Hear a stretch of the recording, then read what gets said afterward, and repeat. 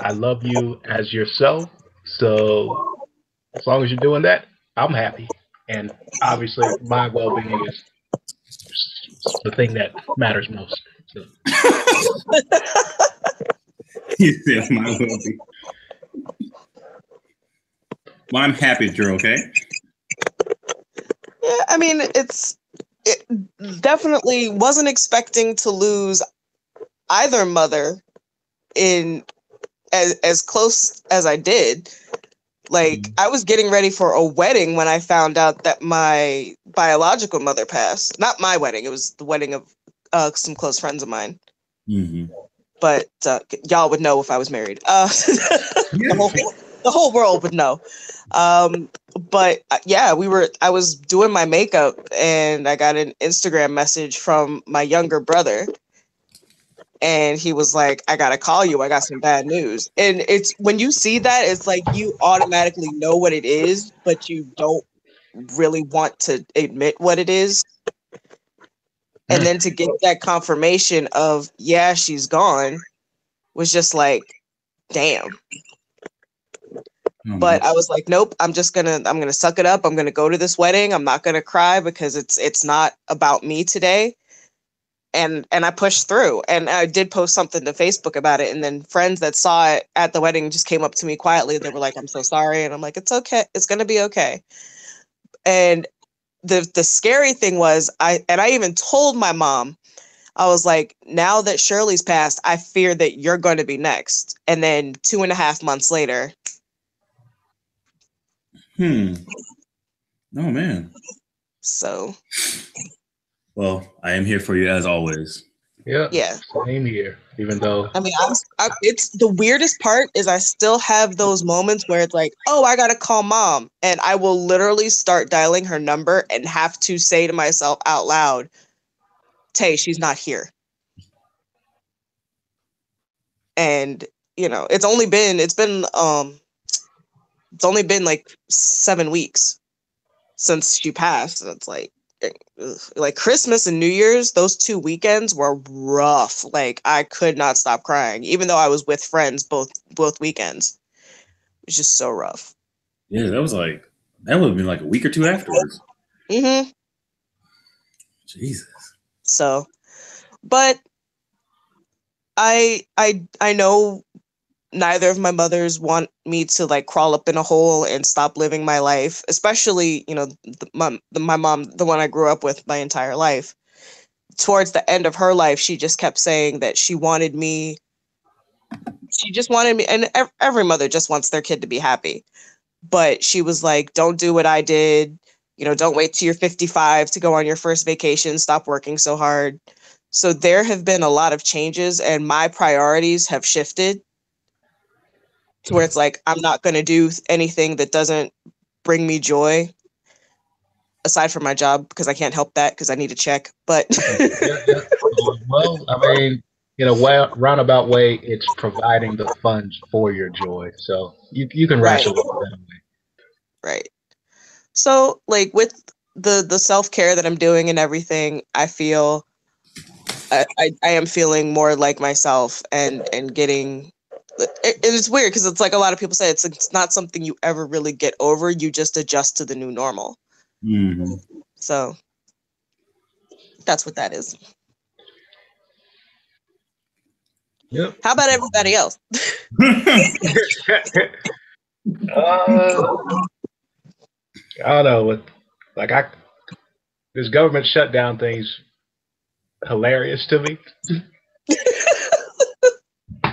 because, and I shouldn't be laughing at it because I definitely like I'm a government contractor. That's the work that I do, like computer stuff related for the military and all that. So Mm-hmm. it definitely would affect me, but it's just too ridiculous for me to actually accept as a thing that I should be worried about, even though I definitely should be worried about it. Yeah, I saw my boyfriend's in the army, and he posted a picture of himself on Facebook drinking a beer. He's like, "Well, won't be getting paid for a while," and like somebody had to remind him that it's only if this goes into February, then he won't get paid. But I'm just like, Ugh. I was like, I'm already paying for him to come out here the weekend of Valentine's Day, so I'm taking care of him that weekend. That's fine, but he's already like his roommate asked his girlfriend to marry him, and now they're living together. So now my boyfriend has to cover his entire monthly rent. Oh. So I'm like, this is not the time for this to be. Thank you, Mr. Trump, with your racist views. Just make it. He's a 3-year-old throwing a temper tantrum. Like, why can't I have this? That's literally what he's doing. Yeah, he still wants a wall. Yeah. Everyone's saying this is a bad idea. No one cares about it, but he wants the wall. Mexico's not paying for it. So he's upset. It's funny though, because we told that they're going to pay for it. The president of Mexico immediately responded, "We're not paying." Exactly. Both the president and former president of Mexico were like, "Yeah, no, we're not doing this." So I'm just like, this is a farce. And I actually had to come at one of my favorite YouTubers on Twitter because I saw that. I've been spending a lot of time on Twitter. I saw. Yeah, just going back and forth over a bunch of different things, mainly about makeup, but that's another story. But one of my favorite YouTubers. Do you guys know who Philip DeFranco is? Yes. Yeah, he sent out a tweet like, because the fact that Kim and Kanye named their new baby girl Chicago, it was the number one topic trending on Twitter. He was like, "Oh, maybe we should be annihilated. Like everything that's going on, and this is what's top trending on Twitter." I was like, "Sir, we can be aware of impending doom and care about a baby name too. We can do both." You can't be close up all the time. I don't claim this. It's like it's a welcome distraction from all the darkness in the world right now. It's like we can all chuckle at the absurdity or the glory that is the name Chicago West while being fully attuned to the fact that all of this foolishness and tomfoolery is going on. Like we have the mental capacity to be aware of both. Oh yeah. Side note. Respond to that, but this is not related to at all, but it did remind me of something. If you ever get tagged in something on Twitter with 20 other people, you're doomed. Yeah. I got tagged in those 2 days ago. They're still replying. Oh goodness. You gotta, and that mute the conversation doesn't work all the time. Like it'll mute it. Like it'll hide the actual thing from the notification, but if you're still doing those push notifications, every time a reply happens, it's still there. Oh. The Ryder dog tagged me and 19 other people and said, "Sorry guys, I've been missing. I don't." Okay.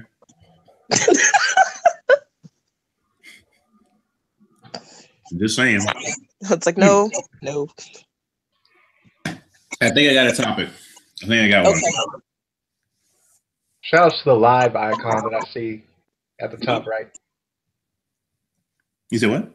Shout outs to the live topic, the live icon. Oh yeah, I'll edit all that out. Oh yeah, I get it. So I've never added you to the couch conversations group. Ow. Even though I definitely okay, let me explain. I didn't steal our name because I didn't make it. Didn't steal from ourselves.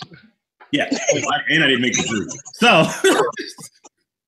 I am an admin, but I did not make it. But I'm scanning through it for a topic. Oh, okay.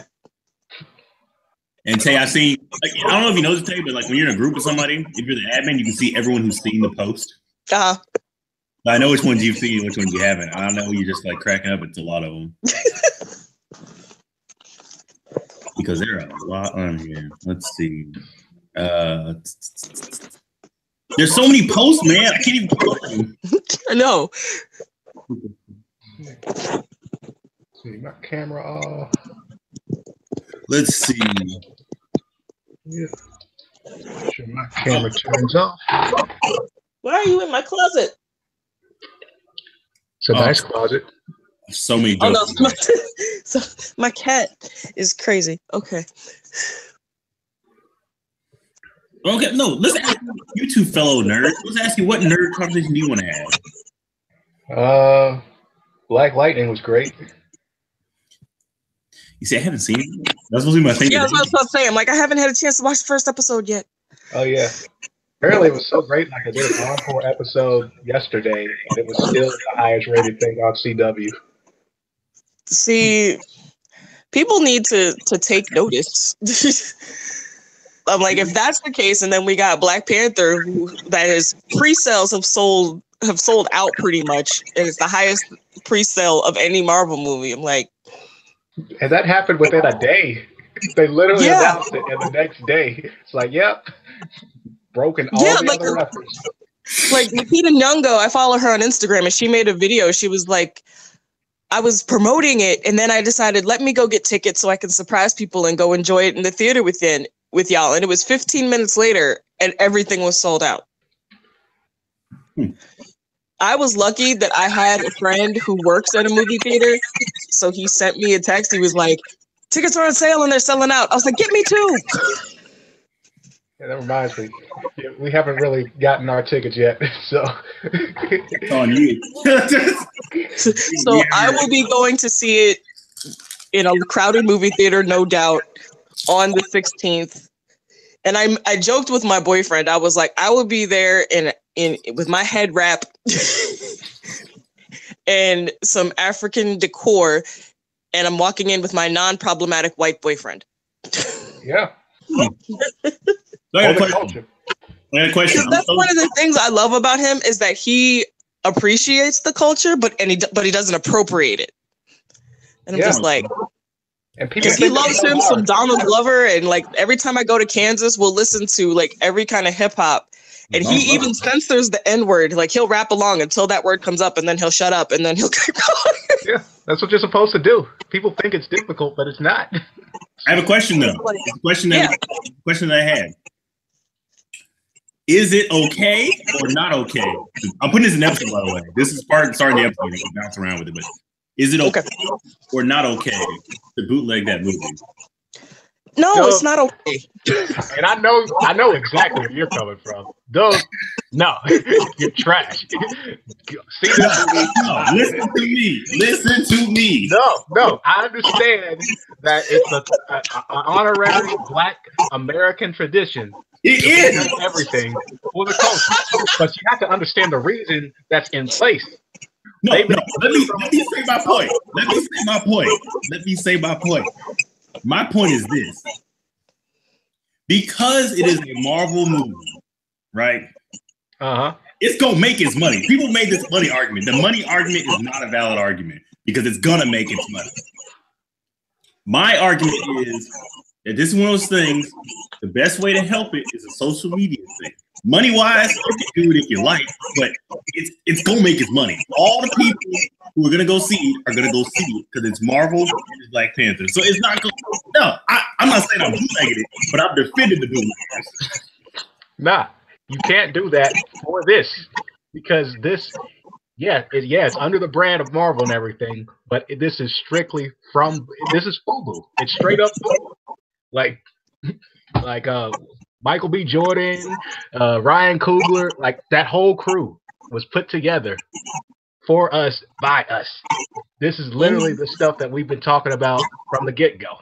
Make our own stuff, put it together, make sure it's done right, make sure if you bootleg it, that's literally saying, all this stuff that I've been talking about, I don't really care to support it, even though it's happening the way that I want it to happen. Like people even talk about the whole, make your own product. It doesn't have to be associated with anything big or anything because, I mean, those conversations. That only takes you so far. But when you've actually made your foot in the door and you're opening it up for other people to come in, like the way Ryan Coogler did it, like he's literally bringing the entire family along with us. So you can't bootleg the thing that you were trying to get there in the first place. It doesn't work. You know, I feel bad that you said all of that beautiful stuff and we lost. Yeah, I noticed that. And somehow it's still live, so that's great. Okay, so hopefully somehow the gods will shine through and the power of Wakanda will save that part of the conversation. Yeah, this is probably a sign. The only proponent for the bootleg got cut. Basically. It's like, no, you can't. I co-sign everything you said. It's like, no, you can't do that. It's like we can't, we can't take from our own when we've been fighting so hard, and to show, like, we even had, to give a more contemporary, we had that whole thing with Proud Mary where Sony wasn't really promoting it. Yeah. And it was a movie led by a Black female.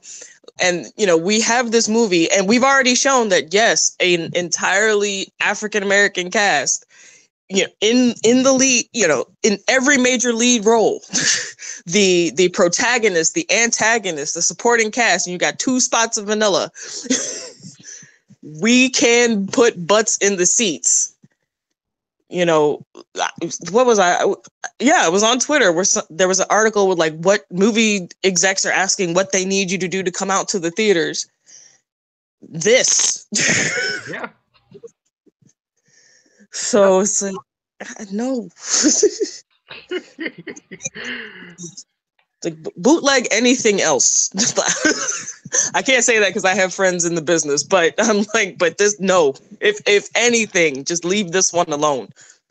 Yep. What was I? Where was I? I think what I saw too many movies this week.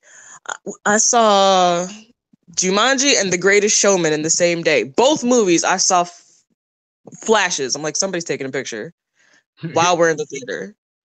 Really? It's Jumanji. Really?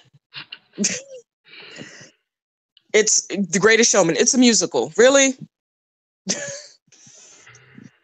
Not leave T'Challa alone. I mean, that said, you gotta, like, bootlegging has really come a long way. Like, the onset of the internet just, like, it either revolutionized or completely, like, took the jobs of the former bootleggers. Because I remember, back in the day, it's literally, out the backseat of your car, got this DVD, got this tape, and all that. Now with the internet and people who know about how to get things on the internet, like, I don't think, like, the actual bootleggers, I don't see how they're surviving unless they're just going about finding people who don't know how to use a computer these days. So something. It's like my best friend, I feel bad when he torrents stuff. What is he? I don't think he.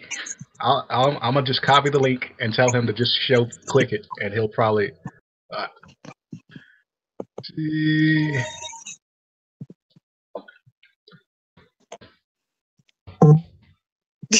Like, come on, son. We're having marvelous conversation.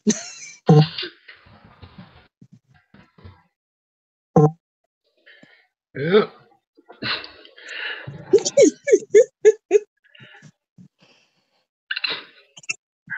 That's why